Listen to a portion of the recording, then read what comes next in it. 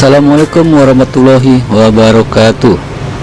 Teman-teman pemirsa senasib dan sepenanggungan, dalam video kali ini saya akan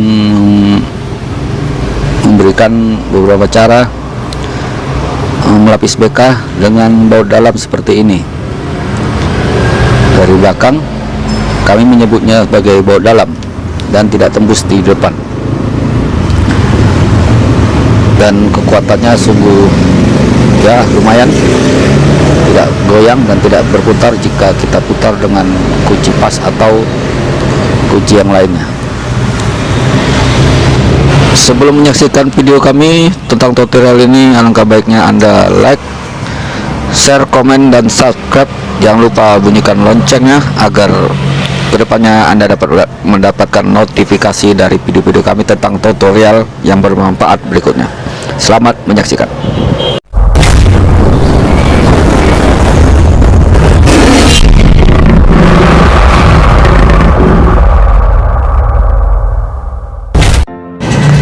Nah, saudara pemirsa, ini sudah saya potong sudut-sudutnya, siku, bentuk siku. Tujuan siku ini adalah untuk pembatas di mana lekukan-lekukan nanti akan kita perbuat.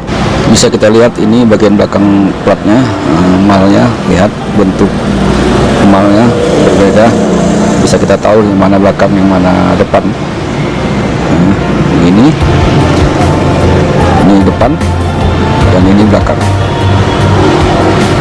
Oke, ini jarak 4,5 cm. Kita perlihatkan saja agar kelihatan dengan jelas.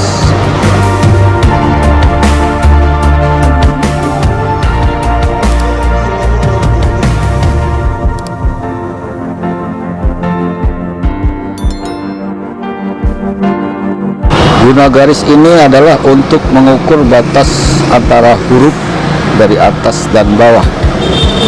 Jadi yang kita ambil dari sudut luar sini dengan garis ini sebagai pembatas agar rata nantinya.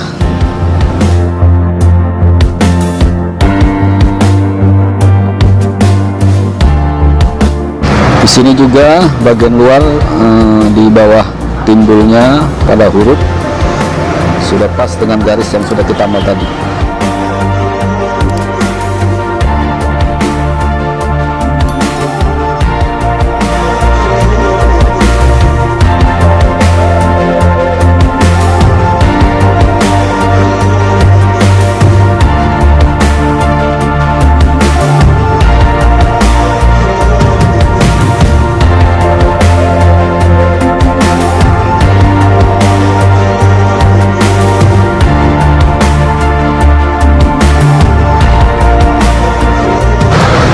Untuk bagian bawah kita bisa juga menggunakan garis tadi.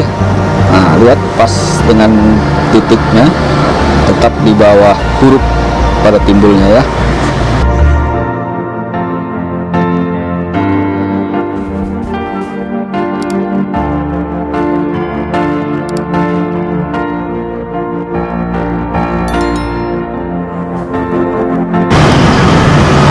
Jadi teman-teman tidak perlu menggunakan roll untuk mengukur bagian ini, cukup dengan garis yang sudah kita buat di bantalan besi ini sudah bisa membantu ukuran plat BK ini untuk ukuran tepat.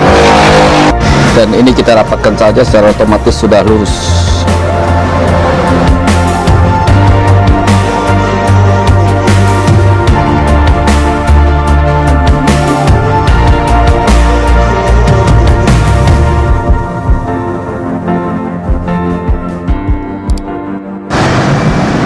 Ini sudah selesai, kita tekukan. Adapun kita menggunakan kayu ini untuk menokok plat BK ini agar tujuannya supaya kapasitas tokoannya itu menjadi rata dan bagus. Contohnya seperti ini, kalau kita menggunakan martil, tokokannya akan membengkas.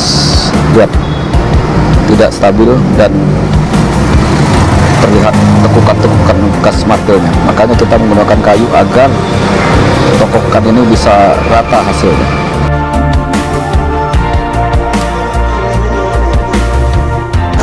Nah, sudah selesai teman-teman, sudut kanan dan kiri terlihat sama, sudah cukup sepertinya.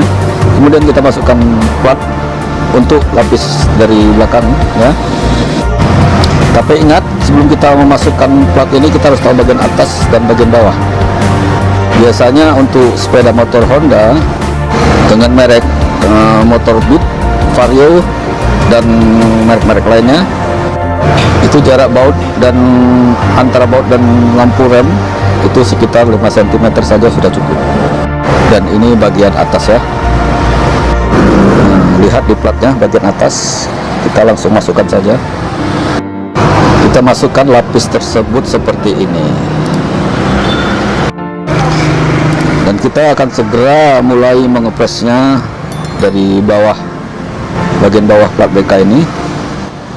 Mohon maaf untuk pemirsa, kami sering menyebutnya ini adalah plat BK karena di Medan pada umumnya masyarakat menyebutnya ini adalah plat BK.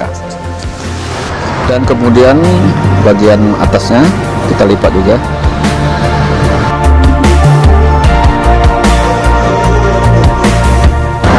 Kemudian kalau kita ingin lipatan ini dilipat, ditimbulkan dengan cara timbul, bagian lipatan ini bisa saja kita bikin bagian atasnya kita ketok untuk menimbulkan kesan timbul pada lipatannya. Kita ketok lagi biar kelihatan agak timbul. Lihat, dia akan timbul melengkung seperti ini. Gunanya supaya agak terikat dan mencengkram di lapisnya. Kita akan tetap menggunakan kayu. Seandainya kita menggunakan martil, tentu dia akan cacat. Hasil dari tokokannya tidak stabil. Lihat, nampak pendok kalau bahasa Jawanya. Bahasa Indonesia pendok apa ya? Kita menggunakan kayu saja supaya hasilnya tidak pendok. Seperti ini. Lihat, rata dan tokoannya stabil. Kita mulai mengepres dengan kapasitas penekanan pukulan agak keras sedikit agar dia menjepit. Nah, ini sudah menjepit dan tidak bergerak sama sekali. Kemudian kita lipat bagian samping kanan kirinya seperti ini.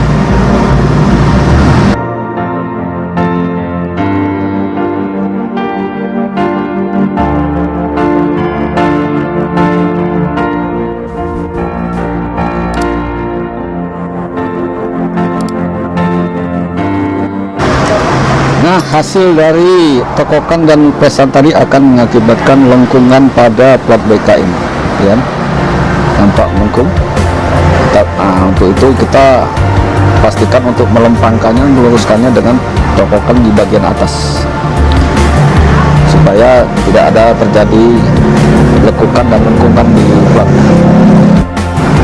Kemudian sisi sebelah bawahnya juga harus kita stabilkan lekukannya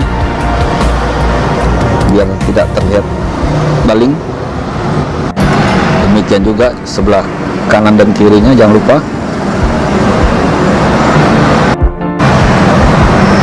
Nah, sudah kelihatan rata, sudah pas sepertinya. Dan untuk sudut-sudutnya, sudut di antara potongan dan bekas lipatan ini perlu kita tumpulkan atau kita bersihkan dengan menggunakan kikir. Tujuan mengikir ini agar tidak ada efek tajam daripada plat ini, dan itu sangat membahayakan pada para penggunanya karena sering terjadi benturan antara tubuh pengguna dengan plat BK sewaktu boncengan atau barangkali. Makanya kita perhalus dengan kikir ini, dan finishingnya adalah dengan kertas pasir. Setiap sudut kita tes pasir agar sisa-sisa titiran tadi tidak terlihat dan tidak tajam.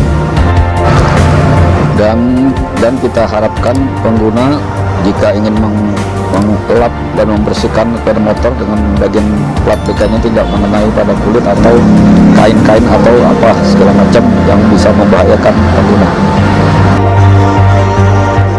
Nah, demikianlah cara pembuatan lapis sepeda motor dengan menggunakan baut dalam seperti ini yang tidak tembus dari depan, yang seperti biasa dilubangi, tapi ini tidak perlu dilubangi dalam pembuatan ini. Dan sudah cukup kuat BK-nya ini, terasa, lihat, kuat sekali, tidak mungkin berputar lagi.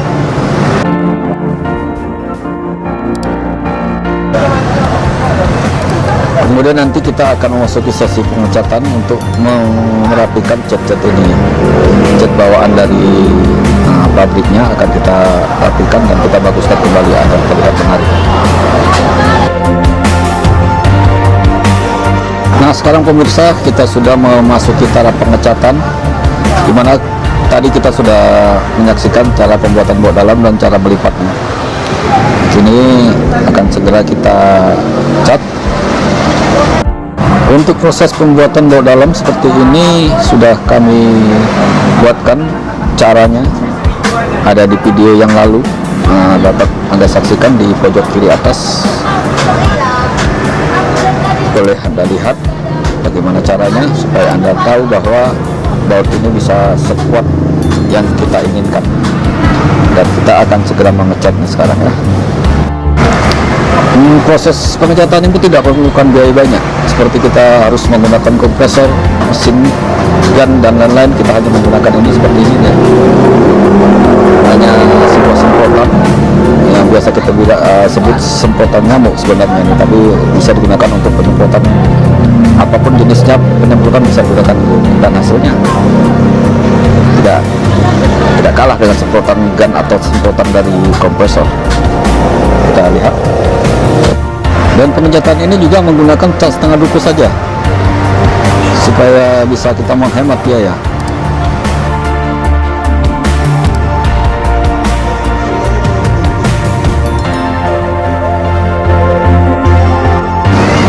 Walaupun dengan semprotan seperti ini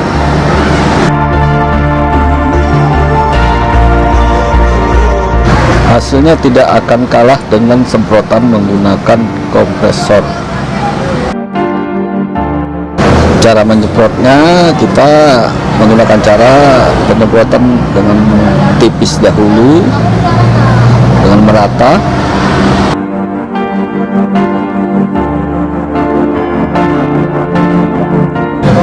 kemudian langsung dengan proses penebalan atau pelapisan cat agar kelihatan tebal.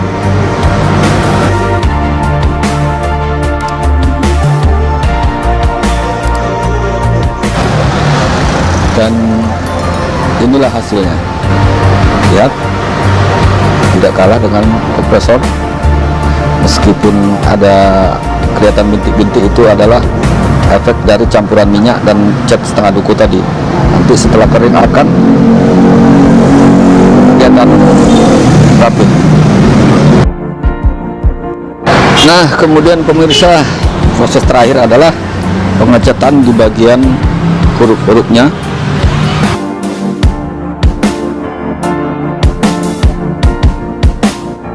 Untuk cara pengecatan ini tidak perlu menggunakan keterampilan khusus supaya bisa mengecat bagian-bagian yang akan dicat pada huruf-huruf timbulnya ini.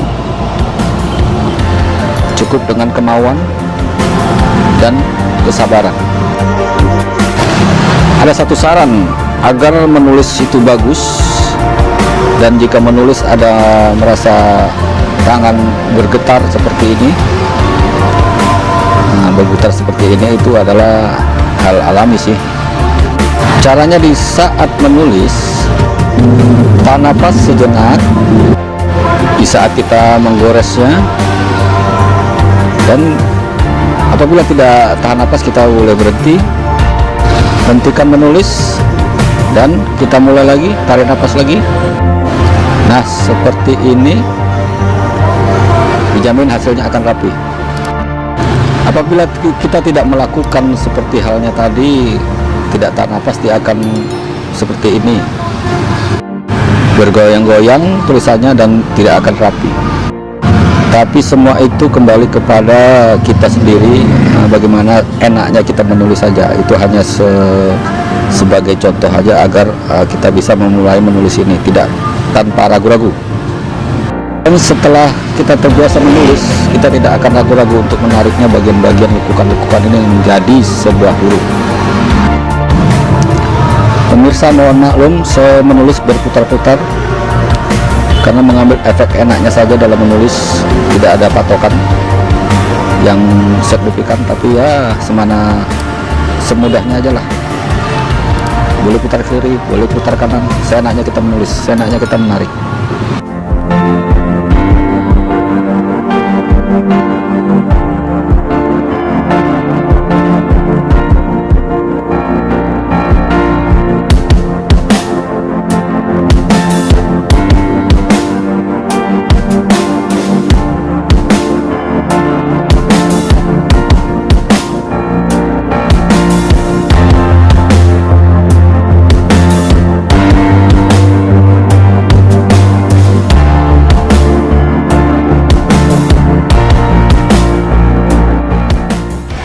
Nah pemirsa, ini sudah jadi satu huruf G, kita awali sudah lumayan rapi, dan selanjutnya kita akan mulai huruf-huruf yang berikutnya dengan cara yang sama.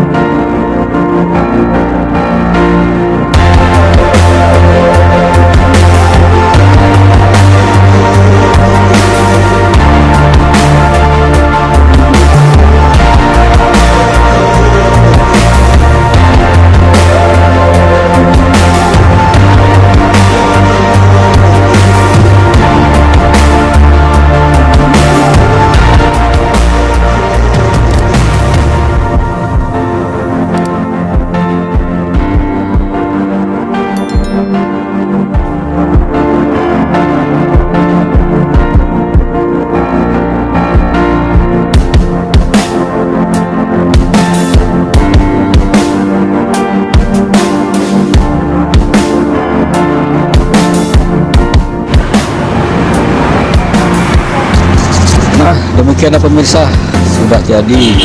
Lihat hasil dari penulisan secara manual ini sudah cukup bagus. Ya begitulah, kalau ada kemauan pasti bisa kita menulis secara manual seperti ini. Sesulit apapun suatu pekerjaan, kalau kita jalani dan kita tekuni dengan kemauan yang kuat, pasti akan bisa kita lakukan.